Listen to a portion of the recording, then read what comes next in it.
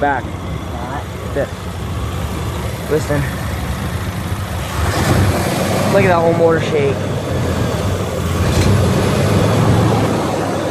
But it's hot though, and it sounds like a diesel. Listen. Hear that? You hear his lifters opening and closing.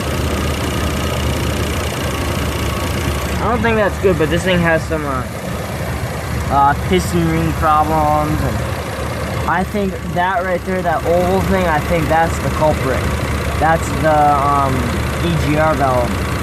I honestly think that's the culprit there, but I don't know. Oh, I just got this light fixed. Now it works. See, there's supposed to be a check fluids light, check gauges, check all this crap, and none of it is going on. Hear that diesel sound? Your valve's opening and closing. So yeah, it's a piece of crap, but